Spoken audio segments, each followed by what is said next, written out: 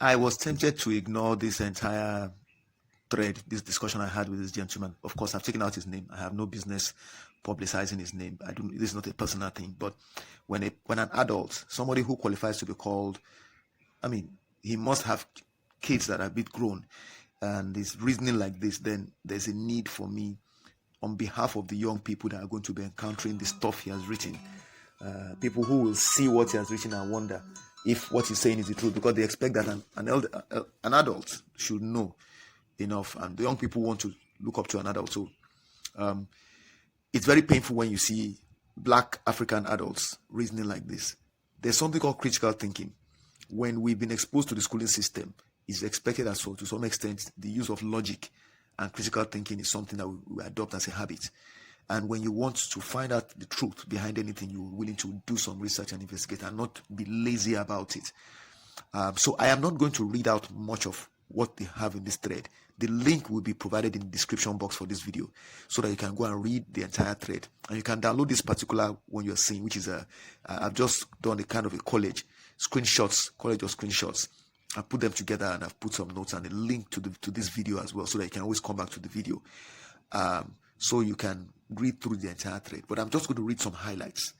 All right, the colonialists. This is what he said. This was what triggered me. The colonialists came to give us enlightenment and open up Africa to the rest of the world, but the retrogressive gene in the Africans didn't allow us to further improve on the basic knowledge the Westerners gave us. You see, like I said, I'm not going to read the whole thing. It gives me headaches just reading it, but I'm doing my best to just stay on the topic. Now, when I read that, you see, I am very much in agreement with him regarding how we're running our affairs today as Black Africans. But not all the African nations. Rwanda is a glowing example of what is possible. We have the capability. And so therefore, this thing is not genetic. So when he said that, that triggered me. So what I said was, I'm not going to read the whole thing as well. Much as I agree that today we are predominantly the architects of our misfortunes, I must point out the fact that your assertion that your assertion that the colonialists came to give us enlightenment and open up Africa to the rest of the world, in quotes, is very inaccurate. All right? That you stated it suggests you are unaware that historical records kept in the libraries of the colonialists actually document the fact that Black Africans from ancient Africa, i.e. our ancestors, civilized Europe twice. And I went on to state some other facts. Now, I'm not going to read the whole thing. There's no point. Instead, I want to just insert some. I'm going to make some references. I'm going to be showing you a New York Times article. And I think, how many clips now? 1, 2, 3 video clips. I'm just going to insert them when I finish talking. But I want to give you a preview to what you're going to watch. So the first thing I'm going to say is I'm going to refer to a man that we all know very well, a legend. Even in death, he looms larger than life, and his words continue to live with us. Fela Nicola Puputi. All right. Now, you see, these are my notes here. I just said I was going to make sure this is funny enough. This is one of the things I wrote. I was going to post it as a Facebook post to address this issue. Then I thought, no, let me do a proper video so that I can insert the stuff I'm talking about, and it doesn't get lost, because young people need to see this and know that what this man is saying is utter, oh God, it's just rubbish. All right. And it's very painful that he insists on it. He is unwilling to go and do the work. Look, 8 years, I buried myself in research. I have interacted with some of the best minds by video, by manuscripts. I have read stuff. I have gone to the point where the hieroglyphs, I was reading and looking at ways to translate. I was reading what people who are in the business, in the anthropologists were doing. I've read stuff on the walls of pyramids that are recorded in digitized forms. So before I arrived at these conclusions, I have seen the offspring of some of the great, what do you call those people? These guys that were going up and excavating things all over the place, archaeologists, who lied after they discovered that the bodies that were exhuming, that they were actually primarily black. They discovered that the ancestry of these people were actually Black Africans. They didn't like that because it went against the narrative. One of the video clips you're going to see here is a glaring example. The man, you could see his body language. He didn't like that truth, but he had to admit it on camera because the thing was the CTA scan was done right in front of everybody, and they were saying clearly that body they were examining was a Black African. So anyway, let me just read out what I say here. Lazy pontification does no good. Opinions or sentiment don't count either. Most importantly, phony or doctored scientific results will always be exposed and can never stand the test of time, which we had that happening. These guys were giving us, it's not the same thing they did with literally everything. They doctor everything, they manipulate historical records. They steal artifacts from here and go and put it in their museum. Why couldn't they create their own? I'm going to refer to what fella said. For the sake of young, impressionable minds that may encounter threads like this one, I will post in the comments below 3 telling reports from sources no one can argue with that have long ago confirmed the now well-known truth that black Africans built the foundation of civilization we live in today. Now, let's leave that. Fella sang, now we open them eyes. Now 500 years slavery cause them. They meet us, we they do plenty things. I say we teach them plenty things. Not be me talk am, na books they talk am. Not be the year book you they read for the year school for your town. Now those colonial books from that London. I'm telling you now we open them eye. Listen, we were told that Mungo Park discovered River Niger. Logic. Some people were living there who took Mungo Park on his route to arrive at his destination. Those people were there before him. He couldn't have discovered something that they were already living in as a reality. But they wrote it like that. Why? They need this. You see, the superiority complex. This is what the white man has done for centuries. It is clear. They destroyed many of the stone artifacts. For what reason? To remove the fact that these magnificent creations were of African origin. All right. Their museums are filled with our artifacts. We taught them iron smelting. There are videos literally of these guys learning from our people how to smelt, and we were the ones that started it. We taught them soap making. The Portuguese, there's evidence of it. The historical records, the literature is there. This thing is something that you can check, digitize historical records. And one example of them is what I'm going to show to you now, which shows the origin, the Nubian origin of the civilization we have today. Okay, let me just show you the New York Times article. All right. Ancient Nubian artifacts yield evidence of earliest monarchy. All right, look at that's the actual news report. And what they didn't try to rewrite it. They took it the way it was, the digital form, so you can actually blow it up and read it. But then, of course, they did the transcript. So this is the this is a digitized version of an article from the Times print archive before the start of online publication in 1996. To preserve these articles as they originally appeared, the Times does not alter, edit, or update them. Occasionally, the digitization process introduces transcription errors or other problems. We are continuing to work to improve these archived versions. Now, I want to read out this one. I'm going to read out because I really need you to hear this. Evidence of the oldest recognizable monarchy in human history, preceding the rise of the earliest Egyptian kings by several generations. Listen to that. Has been discovered in artifacts from ancient Nubia in Africa. I'm going to read it again. Evidence of the oldest recognizable monarchy in human history, preceding the rise of the earliest Egyptian kings by several generations, has been discovered in artifacts from ancient Nubia in Africa. Until now, it had been assumed that at that time, the ancient Nubian culture, which existed in what is now northern Sudan and southern Egypt, had not advanced beyond a collection of scattered tribal clans and chiefdoms. That was the assumption. Okay? The existence of rule by kings indicates a more advanced form of political organization in which many chiefdoms are united under a more powerful and wealthier ruler. Now check this out. The discovery is expected to stimulate a new appraisal of the origins of civilization in Africa, raising the question of to what extent later Egyptian culture may have derived its advanced political structure from the Nubians. The various symbols of Nubian royalty that have been found are the same as those associated in later times with Egyptian kings. The new findings suggest that the ancient Nubians may have reached this stage of political development as long ago as 3300 BC, several generations before the earliest documented Egyptian king. All right? Then I'll leave you to read the rest. The link is going to be in the description. I didn't come up with this. This is the New York Times bringing up archived copies of their print editions. What does that tell you? I'm going to give you more. I have 3 videos here. Like I said, I'm going to play the videos because I don't have the energy. This is 6:39 a.m. on the 5th of August 2020. I'm supposed to be doing my work, but my spirit will not let me rest because this guy was just spewing rubbish on Facebook, and I looked at it and I said, if I let this go, if I don't put something out there that counters it, some young African will accept and then start talking nonsense that white people are superior to him and black people have deficient genes. Can you imagine? This guy said, listen to this. He repeated it again. Unbelievable.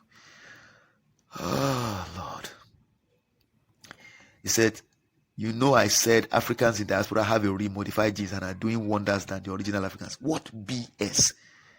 In America today, the black skinned people that are flying highest are Nigerians and other Africans. In the medical field alone, Nigeria dominates.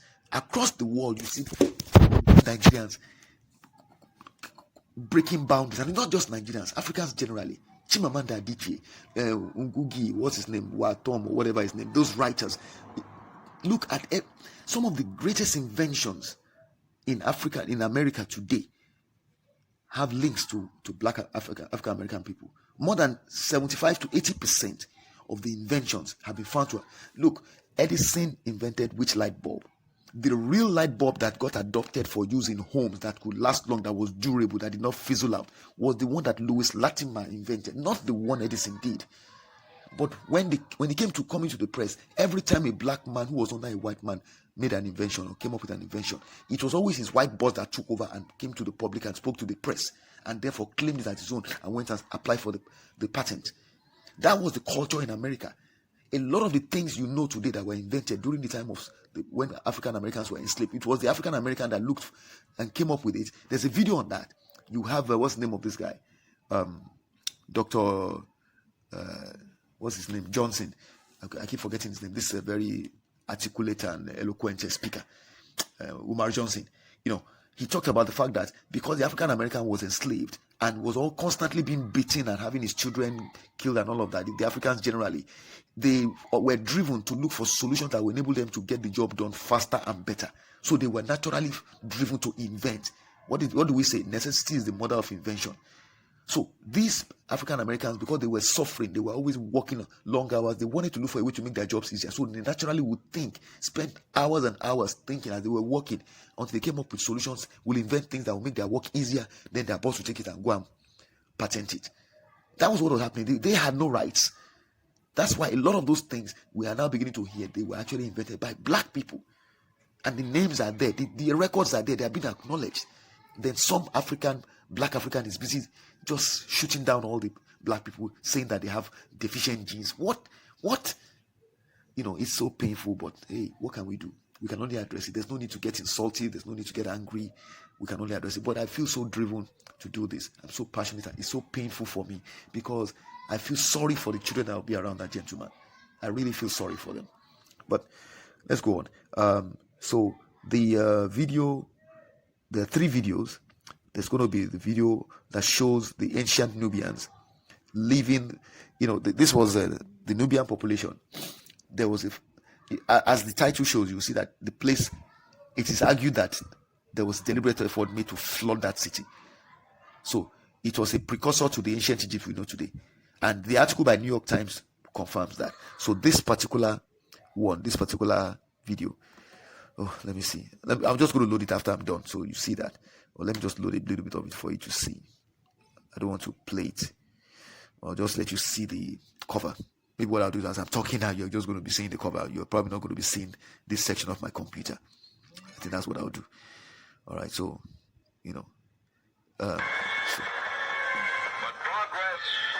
so the ancient Nubians were moving their stuff out. So this was captured on camera. The floods were coming in, and it is argued that this flood was engineered by to bury that city so that the evidence of the link from the Nubian Empire to the Egypt that people would know later on would not be established easily. But of course, all that has come out now with this stuff that the New York Times has published. Then you have this video which shows a mummy that's been analyzed, and it was being subjected to all kind of tests, including the CT scan. So there's a CT scan. So the CT scan, you see, I'm going to let you listen to this video of the CT scan, you see what was said about the pharaoh that was being analyzed and tested. It was black African. And like the man said, Alejandro, what's his name? He said, yeah, there's no argument about it. The guy was Egyptian. So if he was Egyptian, then he predated all the ones that were seen. And therefore, the Egyptians were not light-skinned people from the Mediterranean. No. They were black-skinned Africans. The original Egyptians were black-skinned people. Those people we see today were the settlers, the ones that invaded them later on in their later years, the later centuries. This is the reality, but they want to cover up the truth because they don't want to acknowledge that the blacks created the civilization. There's a lot of video evidence based on research documentation, historical records documented by white-skinned people who were the original researchers. They saw it, they wrote it. Some of them were honest enough. I think it was named Carl Devol Constantine or whatever, the guy. He's going to be quoted in the third video I'm showing you, which is the Return to Glory video in which Dr. Ben Carson appeared before he became a professor, of course, many years ago. That video was based on a book written by Joel Freeman, and the book was a bestseller. The video itself was an award-winning video. The movie, the film, Return to Glory, the evidence in this is incontrovertible. These guys try to cover up history. The white people have always been like that. Now, their offspring are trying to right some of the wrongs. Some of their offspring are developing a conscience and are trying to right the wrong. But for the most part, many of them want to perpetuate the myth. So it is important for you as an African to know who you are. That's what Fela was saying. That's what Fela's children are saying. Femi Kuti says all the time, know yourself, African man. I also want to point out something. Many people don't think about it, but I want to point it out. Okay, let me read this. This is another thing I need to read out. Fela was the child of a pioneering Christian family, and so was Wole Soyinka. You know they are cousins. Some of you don't know that. Fela and Wole Soyinka were cousins. Soyinka's mother is a sister to Fela's mother. Some of you do not know that. Now, their parents were devout Christians. You must remember that. These two gentlemen came from Christian homes. Yet, we all know that neither of them adopted Christianity. Neither. Not once. They all broke away. What did they know that we didn't know? That's the question you need to ask you. Considering that when they were growing up in a Christian home, that was when Christianity was catching fire, when they were translating the books and converting everybody, and the schools were missionary schools. If anything, they should have embraced Christianity. Instead, they left and just went completely off the grid as far as religion was concerned. And if anything, they embraced traditional, what they call ancient African spirituality. That's what they embraced. They didn't adopt any of the imported religions. So it tells us a lot, doesn't it? All right. If anyone should have stayed in religion, it was both of them. Yet neither adopted Christianity.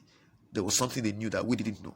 Now, the other thing is this. The New York Times article, here's a preview of it. Sudan has always been the greatest problem for Egyptologists. The temples and cities flooded in this area of Nubia were older than those of ancient Egypt. It was the evidence that it started in the south and then spread north. It was becoming a problem, so they flooded it. This is what what's his name wrote. This is what the preview to this article is. Okay, it was on Imhotep's page. Those of you who know Imhotep know his work. He just digs up research-based information. He doesn't manufacture the evidence. He just goes into the archives and everything is available. The records are accessible. It's for you to be willing to go and do the research, you know. And then the one with the scientists admitted that the pharaohs were black. You're going to watch that as well. So I'm just going to put the videos one after the other. You watch them.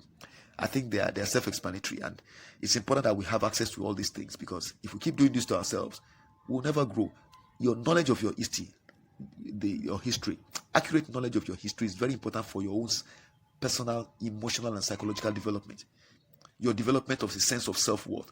If you don't have it, if you don't understand your history, you don't know who you are, you don't know where to draw a sense of pride from.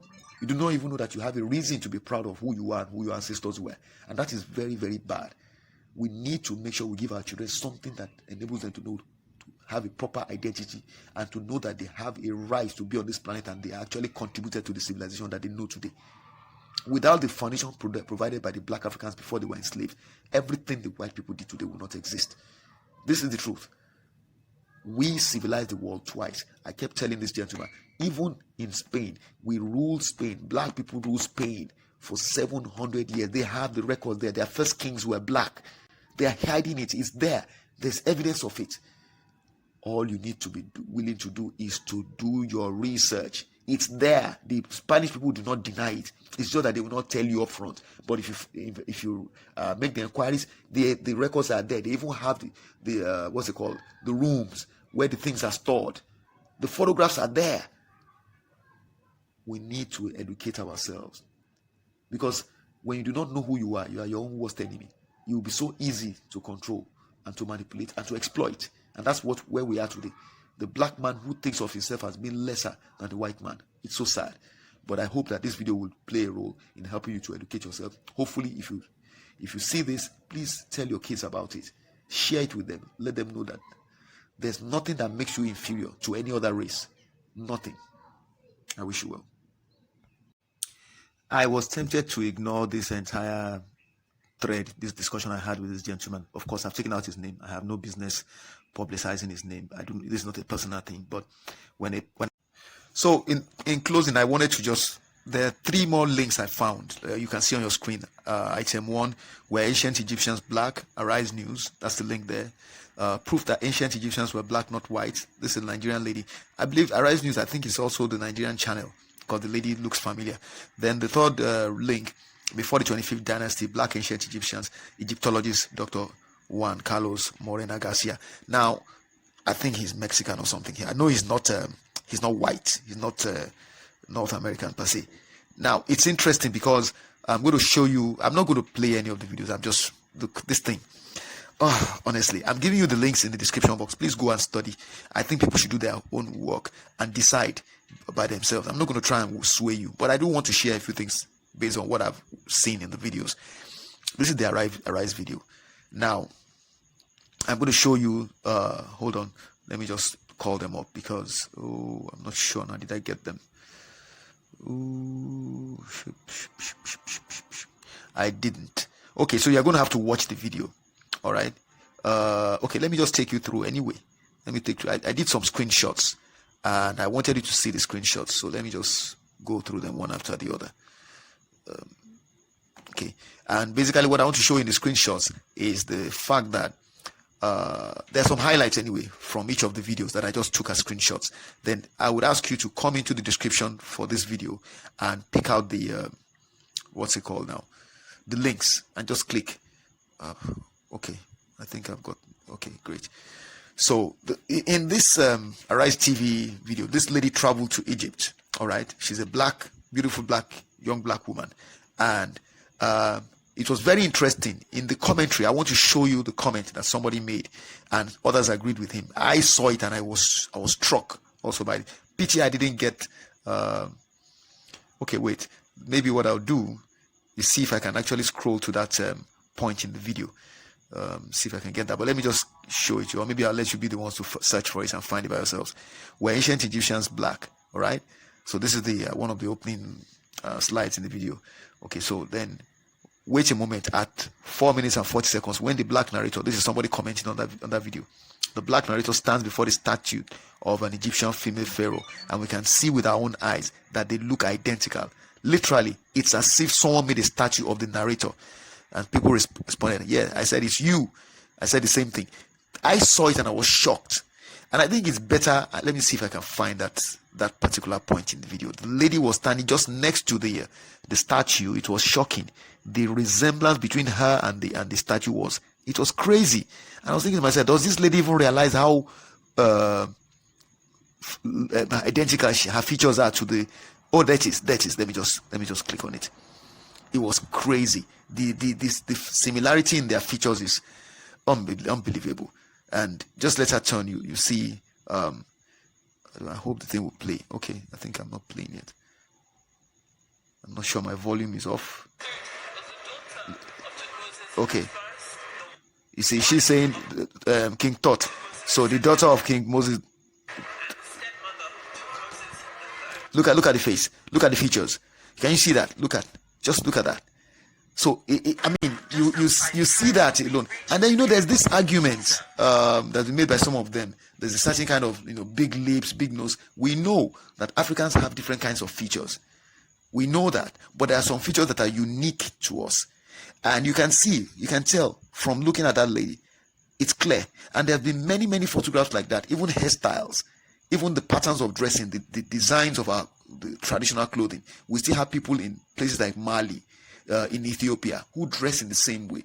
The people of, the Wolof language, it has a lot of similarities with the ancient Egyptian language, as proven by Cheik Anta Diop.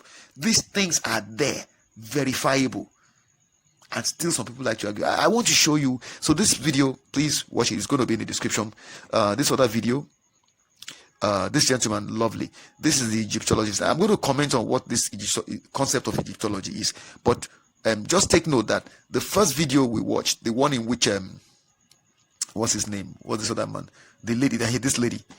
Okay, when you watch this video, you see that she interviewed an Egyptologist who was arguing vehemently that the Egyptians were never black. Now, this Egyptologist says the exact opposite. And he actually mocks them. He gets to a point, this is the point at which I don't want to play it, but you will have to be the one to come and play the whole video and listen to it by yourself. He actually talks about the fact that it didn't make sense for them to be arguing. And he made the point that this was like they trying to explain away so many things that could not be explained away. He mentioned Great Zimbabwe, for instance. You know, the wall of Great Zimbabwe. He said when the white people came, he said they didn't want to accept that black people could have built that wall. And they began to insinuate that maybe some people from France or Mesopotamia or somewhere came around and did it, that the blacks couldn't have had the intellect to build such a thing. That is the bias that has influenced scientists who are supposed to deal with facts. They are supposed to be objective, but they could not because their racial bias prevented them from doing it. Look, these are the same people that tell lies about our capacity. They enslaved our people, those people who were well educated in their own language, in their own cultures. They could not speak English, but could write in Arabic, could read in Arabic. But they took them as slaves to their countries, and they claimed that they were complete barbarians, that they were savages. They couldn't read and write. But those people could write in their own language. They simply couldn't speak the English language. So these are guys, they stole our artifacts. They are returning them down little by little. The thing is, if you were so superior, why would you need to steal things that were from an inferior race and take them and put them in your museums for study and for admiration, for profit making? Why would you do that? If it was actually inferior, it was produced by an inferior race of people, but you put them in your museum for centuries, or decades anyway. Why would you do that if it was indeed inferior? So then what do you have that compares to it?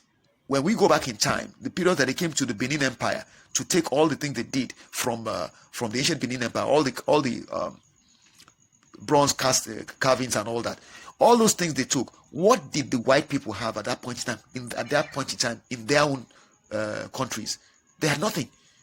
They have nothing in their own museums of that time, from that time. But they took what we had and took it to their own countries and began to make us come to their countries to see what was the property of our ancestors. What does that tell you? So I don't know why people fail to see this. It's so clear. Okay, now there's this other video, proof that ancient. This is a Nigerian lady who's very articulate. She talks about. There was some research study those guys are just clowns. They did. I want to show you that one. I think this is it. Black or white, ancient Egyptian race. Now this is a lot of BS reporting. It's definitely not something that qualifies to be called science. You need to read it to understand what I'm saying. I'm not even going to bother. I'm not going to grant them that dignity of even having me read out what they wrote there. The truth is, if you listen to this lady, you will understand why I'm saying what I'm saying. So again, there's another channel. This gentleman, the only thing I don't feel comfortable about on his channel, I'm sure he's black. He turned off comments on his channel. I don't like that. I like to say comments. So he's making a good point. These are all imagery that were put on the walls in ancient Egypt by the Egyptians to distinguish themselves or differentiate themselves from visitors and foreigners. And these are the Egyptians here. They are the ones. You can see the features. Clearly African, black African, Negroid, So the point is, why? Why is there an argument? Because accepting that these black people created this civilization would mean they will accept that these black people created what they built on as a foundation. But the truth we also know is that the records show, the historical records written by the historians, white-skinned historians, those ones that are willing to be honest, they talked about the fact that people like Herodotus came to Africa to study. Plato, Aristotle, they came. They were studying at the feet of these black people in ancient times. Timbuktu has proven that there's so many things that have been preserved in Timbuktu. Thousands of written literature. It's there. Google it. You see the pictures. Those that were not destroyed. These guys were writing, and they were documenting stuff, and they were storing their written records. But the white people came and tried to destroy everything. We were able to keep some of it. So it's up to each one of us to educate our children and to challenge the children to research. Some of the white people are choosing to be very honest. Like I showed you, this Egyptologist here, the second Egyptologist, he was willing to tell the truth. He was objective. He was saying it the way it was, you know. So, and he said it made sense that those people, I mean, these people are black, you know. So we need to, the science, by the way, you saw the video. Because this is, I'm closing with this, so I know you would have watched the video. I put in the 3 videos in between. You'd have seen the video in which they did the CT scan of the mummy they took, and it was clear the guy was black and he was African. So I think there's no need to beat this thing further than this. It's left to the individual to now decide how far they want to go to research. I have so much information that I have gathered that makes it crystal clear in my mind that there's no doubt that the Egyptians were black. Now, anybody that wants to follow the narrative of the Western people, good for them. But they must remember, this is the same West that lied about a lot of things, including the wars, including Iraq, including the weapons of mass destruction, including what lies they told against Libya's leader, Gaddafi, and killed him. These are the same people that tell all these kind of terrible lies. You really think they will tell the truth about what the damage they did to Africans? That they went to a very civilized nation of people and destroyed them and turned them to slaves? How would would they want to accept that they did that? No. So it's just the offspring that some of them who are willing to tell the truth that are pushing for this truth to come out. Okay, those ones that have a conscience. Some are still interested in perpetuating the imbalance that exists because of the slave trade and all the nonsense they did against us. So when you now have a black-skinned person who is supposed to be an elder, an adult, helping them to continue this nonsense about inferiority and superiority, it's very disheartening. But what do? Well, we just counter it with the truth. Nothing can break the truth. The truth will always outlive any falsehood.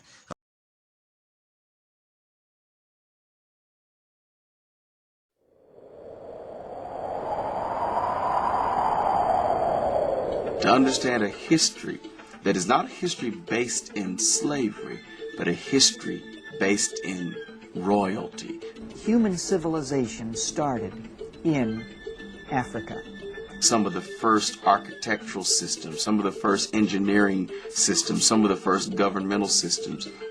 After visiting Egypt, white scholar Count Constantine de Volney wrote, "Just think, the race of black men today, our slave and object of our scorn, is the very race to which we owe our arts, sciences, and even the use of speech." In order to justify the economic drive of the slave trade, there had to be the denigration of black people. And so people began to see these sculptures of people with clear Afroid features. It was just incontrovertible. The facts, the reality that black people had designed this civilization. Ignore. Just refuse to publish any facts of African history that don't go along with our racial theories. When black contribution to civilization is too obvious, let's find a way to attribute it to outside white influence. Return to Glory, the powerful stirring of the black man, based upon the book endorsed by such esteemed men like Bill Cosby, Julius Erving, Tony Evans, Tony Campolo, Ben Carson, Ivan Van Sertima, Bishop Eddie Long, and many others, narrated by Adrian Branch. Everybody always wants to know, what did my ancestors do? What did my ancestors contribute? Because in a way that's saying, I am an important person by heritage. But when that heritage isn't known, then obviously a huge portion of your self-image goes down the drain.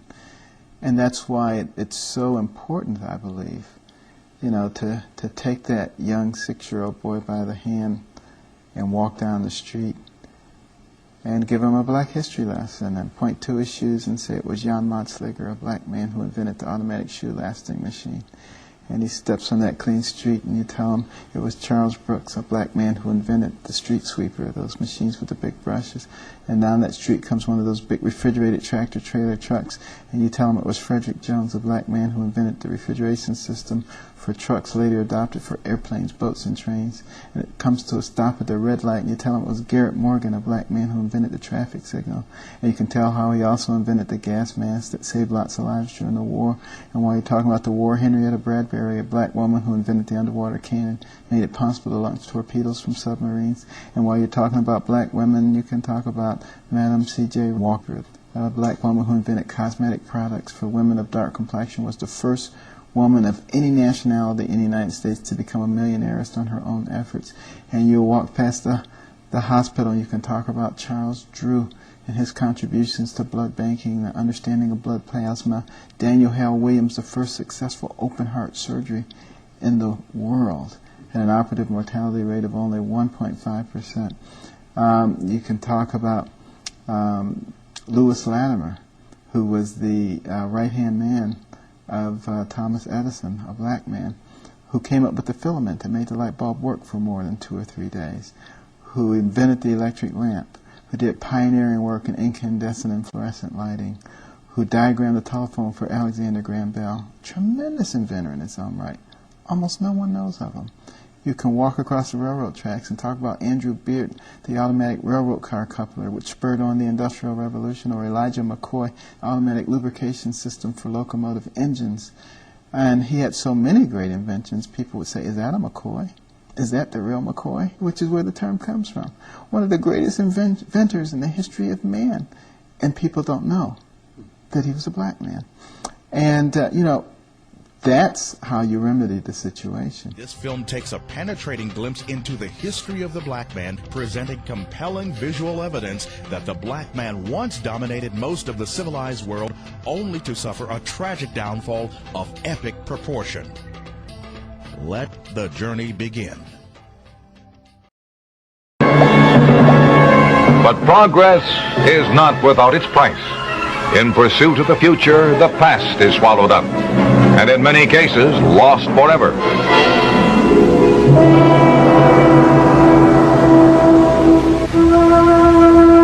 So it is with the columns, statues, relics of the golden age of Egypt, the legacy of the Pharaohs, doomed by the rising waters of the Shackled River. Those who can move must. The men, women, and children of the Nubian Valley, leaving the land that has sustained their people for 50 centuries.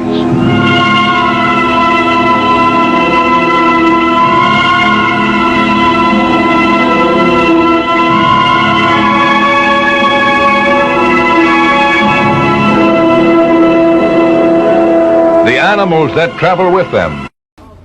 But the CT scan has one more surprise for Alejandro. Shemai's ethnicity. Well, they have just told me that Shemai had Nubian features, which means that their ruling family was probably Nubian, and that was unexpected.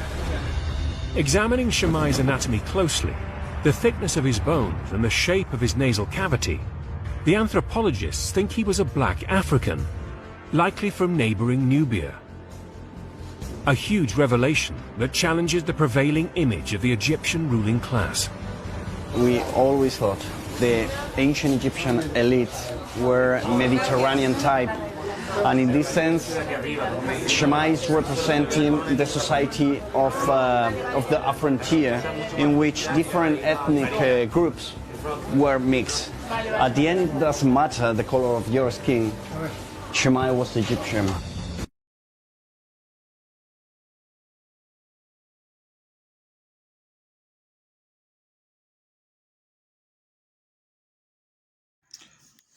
And finally, just a comment here.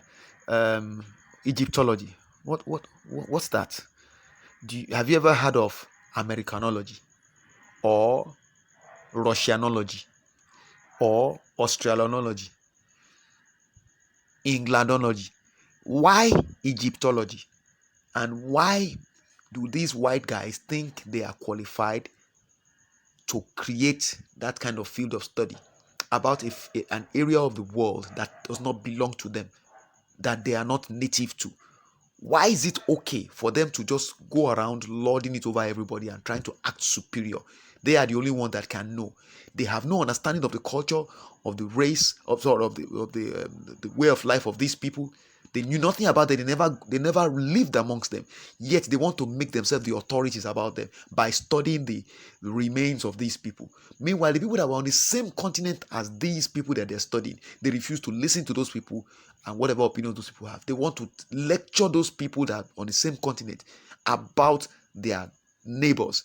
How does that make any sense? It's like me going all the way to North America and trying to tell the Americans what America, their ancestors were like, and choosing to be the one that they will come to find out about. It makes no sense. But why Egyptology? Why set up a field of study to investigate the origins and the history of that group of people?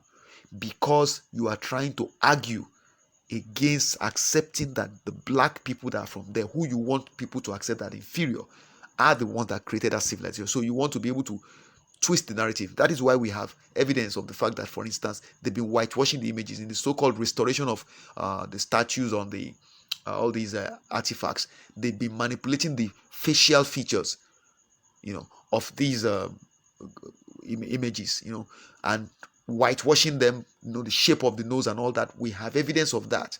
Again, please Google it. It's there. It's happening, and because Africans, we are refusing to venture into this field, archaeology, anthropology, all those kinds of fields. Again, probably because we don't really exactly have access to the phony. But even when we do have people who have access to the phony, how many of us have chosen to go into that field? Cheik Anta Diop did that. But since then, maybe John Henry Clark, Chancellor Williams, who else has been? There's this Jokanan, and then Ben. I've forgotten their names now. These great men, they ventured into it. They traveled to Egypt. They studied all these things. I think is it Ben, Dr. Ben. I've forgotten his name now. But again, you could Google this thing. Some of them are real legends. Okay. Of black descent, black African descent, and they did a lot of work in this field, came back with the facts.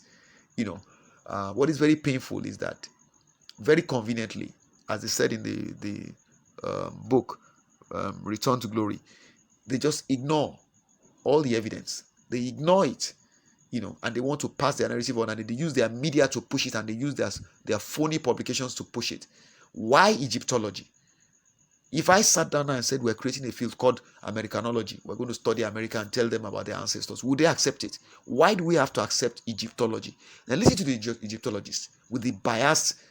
They are supposed to be objective if they are researchers, but they're not.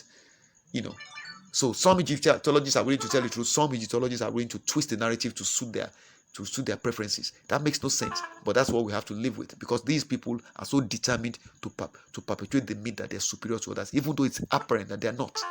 In so many ways, it's evident. Anyway, that's why I want to end this.